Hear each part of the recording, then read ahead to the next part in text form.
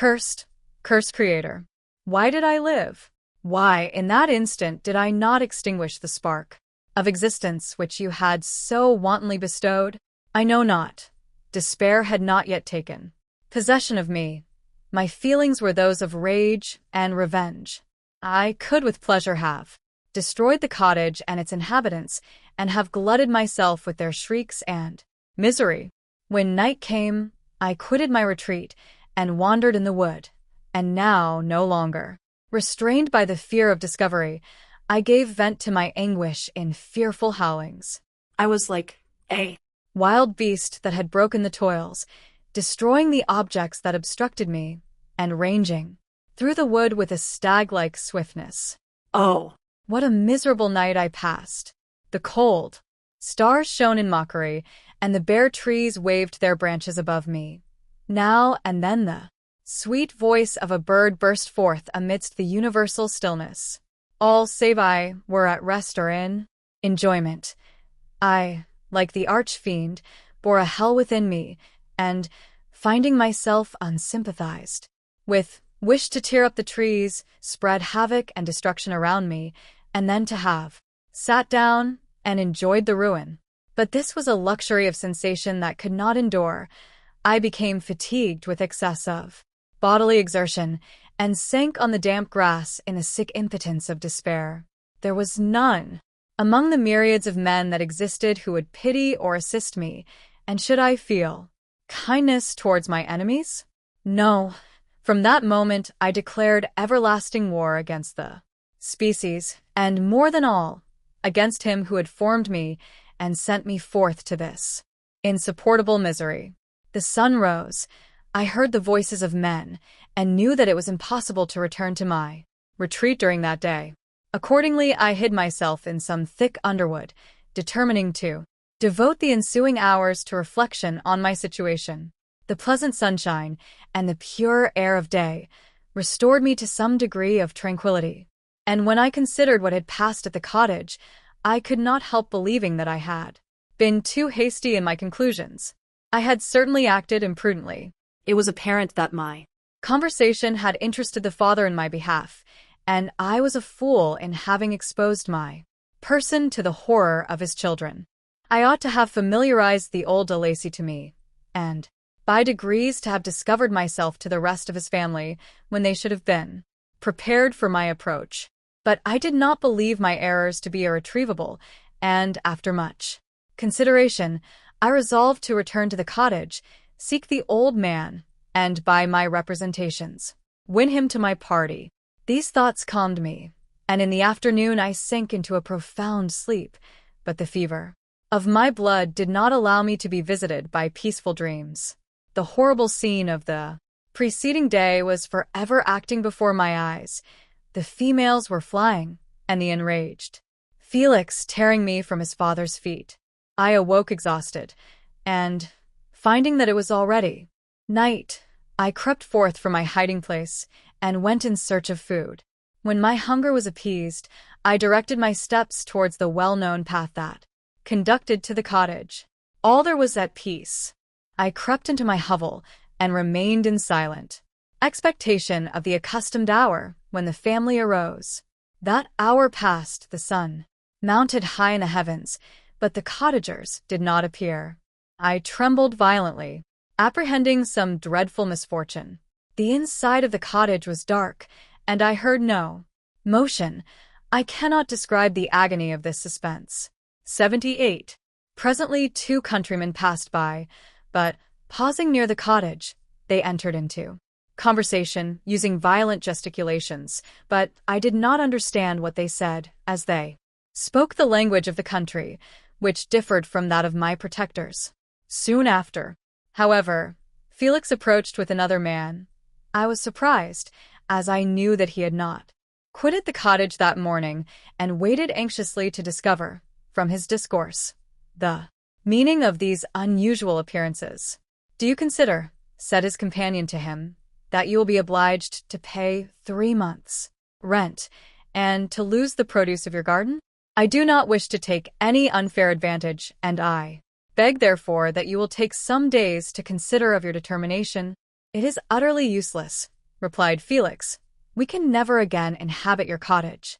The life of my father is in the greatest danger, owing to the dreadful circumstance that I have related. My wife and my sister will never recover their horror. I entreat you not to reason with me any more. Take possession of your tenement, and let me fly from this place." Felix trembled violently as he said this. He and his companion entered the cottage, in which they remained for a few minutes, and then departed. I never saw any of the family of de Lacy more. I continued for the remainder of the day in my hovel in a state of utter and stupid despair. My protectors had departed, and had broken the only link that held me to the world. For the first time the feelings of revenge and hatred filled my bosom, and I did not strive to control them. But, allowing myself to be borne away by the stream, I bent my mind towards injury and death. When I thought of my friends, of the mild voice of de Lacy, the gentle eyes of Agatha, and the exquisite beauty of the Arabian, these thoughts vanished, and a gush of tears somewhat soothed me. But again, when I reflected that they had spurned and deserted me, anger returned, a rage of anger, and, unable to injure anything human, I turned my fury towards inanimate objects.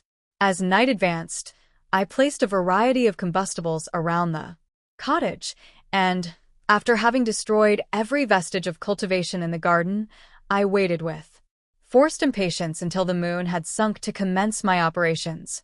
As the night advanced, a fierce wind arose from the woods and quickly dispersed the clouds that had loitered in the heavens. The blast tore along like a mighty avalanche and produced a kind of insanity in my spirits that burst all bounds of reason and reflection.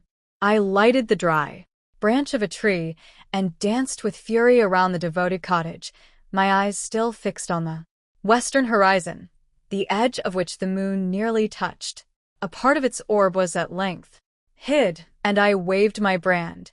It sunk, and, with a loud scream, I fired the straw and heath and bushes which I had collected.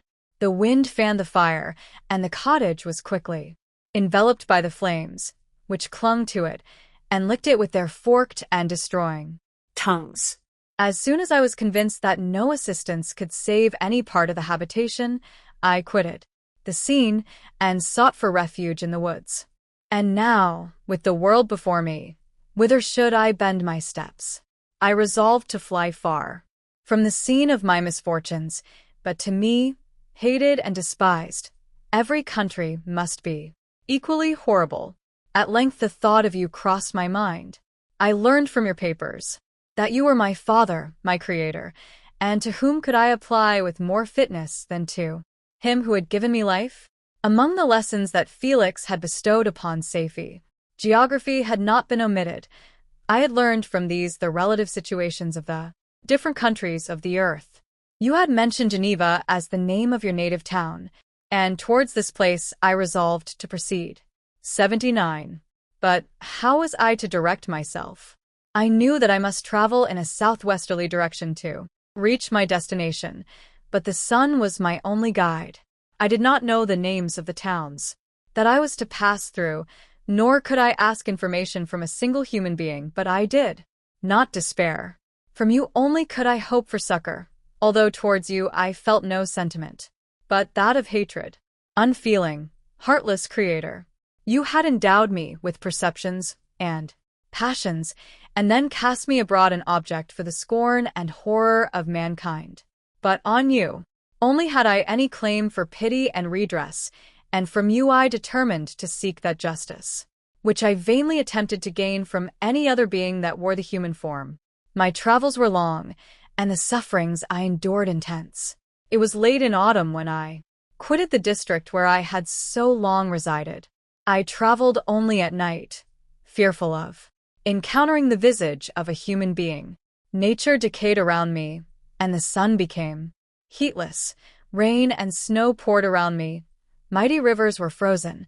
The surface of the earth was hard and chill and bare, and I found no shelter. Oh, earth, how often did I imprecate curses on the cause of my being?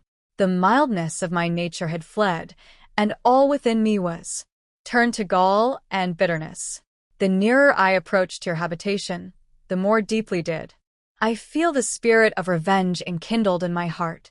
Snow fell, and the waters were hardened, but I rested not. A few incidents now and then directed me, and I possessed a map of the country, but I often wandered wide from my path. The agony of my feelings allowed me no respite. No incident occurred from which my rage and misery could not extract its food, but a circumstance that happened when I arrived on the confines of Switzerland, when the sun had recovered its warmth, and the earth again began to look green, confirmed in an especial manner the bitterness and horror of my feelings. I generally rested during the day, and traveled only when I was secured by night from the view of man. One morning, however, finding that my path lay through a deep wood, I ventured to continue my journey after the sun had risen. The day, which was one of the first of spring, cheered even me by the loveliness of its sunshine and the balminess of the air. I felt emotions of gentleness and pleasure that had long appeared dead revive within me. Surprised by the novelty of these sensations, I allowed myself to be borne away by them, and, forgetting my solitude and deformity, dared to be happy. Soft tears again bedewed my cheeks, and I even raised my humid eyes with thankfulness towards the blessed sun which bestowed such joy upon me. I continued to wind among the paths of the wood until I came to its boundary, which was skirted by a deep and rapid river, into which many of the trees bent their branches, now budding with the fresh spring. Here I paused, not exactly knowing what path to pursue, when I heard the sound of voices that induced me to conceal myself under the shade of a cypress. I was scarcely hid when a young girl came running towards the spot where I was concealed, laughing as if she ran from someone in sport. She continued her course along the precipitous sides of the river, when suddenly her foot slipped, and she fell into the rapid stream. I rushed from my hiding place, and, with extreme labor from the force of the current, saved her, and dragged her to shore. She was senseless, and I endeavored, by every means in my power, to restore animation, when I was suddenly interrupted by the approach of a rustic, who was probably the person from whom she had playfully fled. On seeing me, he darted towards me, and tearing the girl from my arms, hastened towards the deeper parts of the wood. I followed. Speedily, I hardly knew why, but when the man saw me draw near, he aimed a gun which he carried at my body and fired. I sunk to the ground, and my injure, with increased swiftness, escaped into the wood. This was then the reward of my benevolence. I had saved a human being from destruction, and as a recompense, I now writhed under the miserable pain of a wound which shattered 80 the flesh and bone. The feelings of kindness and gentleness, which I had entertained but a few moments before, gave place to hellish rage and gnashing of teeth. Inflamed by pain, I vowed eternal hatred and vengeance to all mankind. But the agony of my wound overcame me. My pulses paused, and I fainted. For some weeks I led a miserable life in the woods, endeavoring to cure the wound which I had received. The ball had entered my shoulder, and I knew not whether it had remained there or passed through. At any rate, I had no means of extracting it. My sufferings were augmented also by the oppressive sense of the injustice and ingratitude of their infliction. My daily vows rose for revenge, a deep and deadly revenge, such as would alone compensate for the outrages and anguish I had endured. After some weeks my wound healed, and I continued my journey. The labors I endured were no longer to be alleviated by the bright sun or gentle breezes of spring. All joy was but a mockery, which insulted my desolate state, and made me feel more painfully that I was not made for the enjoyment of pleasure. But my toils now drew near a close, and in 2 months from this time, I reached the environs of Geneva. It was evening when I arrived, and I retired to a hiding place among the fields that surround to meditate in what manner I should apply to you. I was oppressed by fatigue and hunger, and far too unhappy to enjoy the gentle breezes of evening, or the prospect of the sun setting behind the stupendous mountains of Jura. At this time a slight sleep relieved me from the pain of reflection, which was disturbed by the approach of a beautiful child, who came running into the recess I had chosen with all the sportiveness of infancy. Suddenly, as I gazed on him, an idea seized me that this little creature was unprejudiced, and had lived too short a time to have imbibed a horror of deformity. If therefore I could seize him and educate him as my companion and friend, I should not be so desolate in this peopled earth. Urged by this impulse, I seized on the boy as he passed, and drew him towards me. As soon as he beheld my form, he placed his hands before his eyes, and uttered a shrill scream. I drew his hand forcibly from his face, and said, "Child, what is the meaning of this? I do not intend to hurt you. Listen to me." He struggled violently. "Let me go," he cried. "Monster!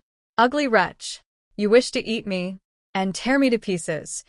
You are an ogre. Let me go, or I will tell my papa. Boy, you will never see your father again. You must come with me. Hideous monster! Let me go. My papa is a syndic. He is Frankenstein. He will punish you. You dare not keep me. Frankenstein! You belong then to my enemy, to him towards whom I have sworn eternal revenge. You shall be my first victim." The child still struggled, and loaded me with epithets which carried despair to my heart. I grasped his throat to silence him, and in a moment he lay dead at my feet. I gazed on my victim, and my heart swelled with exultation and hellish triumph. Clapping my hands, I exclaimed, "I, too, can create desolation. My enemy is not invulnerable. This death will carry despair to him, and 1,000 other miseries shall torment and destroy him." As I fixed my eyes on the child, I saw something glittering on his breast. I took it. It was a portrait of a most lovely woman. In spite of my malignity, it softened and attracted me. For 81 few moments I gazed with delight on her dark eyes, fringed by deep lashes, and her lovely lips, but presently my rage returned. I remembered that I was forever deprived of the delights that such beautiful creatures could bestow, and that she whose resemblance I contemplated would, in regarding me, have changed that air of divine benignity to one expressive of disgust and affright. Can you wonder that such thoughts transported me with rage? I only wonder that at that moment, instead of venting my sensations in exclamations and agony, I did not rush among mankind and perish in the attempt to destroy them. While I was overcome by these feelings, I left the spot where I had committed the murder, and seeking a more secluded hiding place, I entered a barn which had appeared to me to be empty. A woman was sleeping on some straw. She was young, not indeed so beautiful as her, whose portrait I held, but of an agreeable aspect, and blooming in the loveliness of youth and health. Here, I thought, is one of those whose joy-imparting smiles are bestowed on all but me. And then I bent over her, and whispered, "Awake, fairest, thy lover is near, he who would give his life but to obtain one look of affection from thine eyes. My beloved, awake." The sleeper stirred. A thrill of terror ran through me. Should she indeed awake, and see me, and curse me, and denounce the murder? Thus would she assuredly act if her darkened eyes opened, and she beheld me. The thought was madness. It stirred the fiend within me. Not I, but she shall suffer the murder I have committed, because I am forever robbed of all that she could give me. She shall atone. The crime had its source in her. Be hers the punishment. Thanks to the lessons of Felix and the sanguinary laws of man, I had learned now to work mischief. I bent over her and placed the portrait securely in one of the folds of her dress. She moved again, and I fled. For some days I haunted the spot where these scenes had taken place, sometimes wishing to see you, sometimes resolved to quit the world and its miseries forever. At length I wandered towards these mountains and have ranged through their immense recesses, consumed by a burning passion which you alone can gratify. We may not part until you have promised to comply with my requisition. I am alone and miserable. Man will not associate with me, but one as deformed and horrible as myself would not deny herself to me. My companion must be of the same species and have the same defects. This being you must create.